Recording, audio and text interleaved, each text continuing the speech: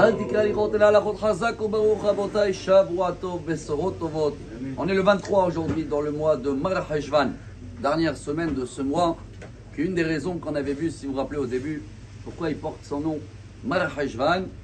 Alors on a vu que c'est Sfataim Merahashot, Marahashon en araméen. La bouche ou les lèvres elles bougent parce que depuis Tishrei on a beaucoup travaillé la prière. Alors la bouche elle est en mode automatique, on continue les prières.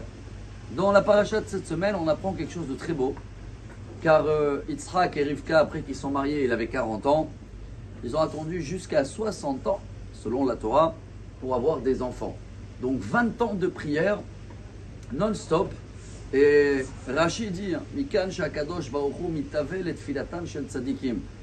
Akadosh Baruch Hu, il attend que la prière, elle sera encore plus forte et encore plus forte. Et on a remarqué que Yitzhak, il a fait un effort supplémentaire. C'est marqué Vaye'etar Yitzhak la Hashem. Vaye'etar, c'est comme la pelle, il creuse et il creuse. Et Dieu, il devait faire un geste apparemment pour Yitzhak. Vaye'ater lo Hashem. Allez, Dieu, il a dit, c'est bon, tu vas avoir des enfants. Qu'est-ce qui s'est passé dans cette histoire? 20 ans de prière. On va apprendre aujourd'hui quelque chose de très beau. C'est vrai que c'est des valeurs numériques. En général, les valeurs numériques, c'est beau pour un dessert ou pour démarrer. Mais là, c'est au nom de Rabbi Chaim Yosef Sonnenfeld, grand rabbin de Jérusalem il y a une centaine d'années en arrière. Quand ils ont demandé cette question-là, ils ont dit comment ça se fait qu'Yitzhak, bon, il nous apprend l'importance de prière, d'accord, et que la prière, elle marche à la fin, Baruch Hashem, on le sait, on le travaille. Mais Dieu, il devait faire une geste spéciale pour Yitzhak. Qu'est-ce qu'il y a? Il y a eu les enfants, ils sont arrivés avant le temps. Et il a dit, bien sûr, valeur numérique, Vaye'ater lo Hashem, que Dieu, il a écouté, c'est 748. Bon, l'élève, ils ont dit, et alors? Il a dit, alors, c'est la valeur numérique en hébreu de Hamesh Shanim, 5 ans. Et il a expliqué.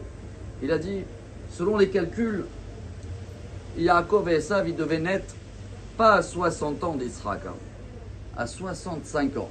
Vous allez me dire pourquoi? Parce que Dieu, il a promis à Abraham une longue vie, bonne vieillesse, en bonne santé. Et il devait vivre jusqu'à 180 ans. La preuve que Yitzhak, il a vécu jusqu'à 180 ans. Mais le fait que Yitzhak, il a tellement prié pour avoir les enfants, et que Dieu, il savait que Esav, à l'âge de 13 ans, il va tuer, il va violer et tout. Et Dieu, il a promis à Abraham qu'il va voir même ses petits-enfants dans le bon chemin.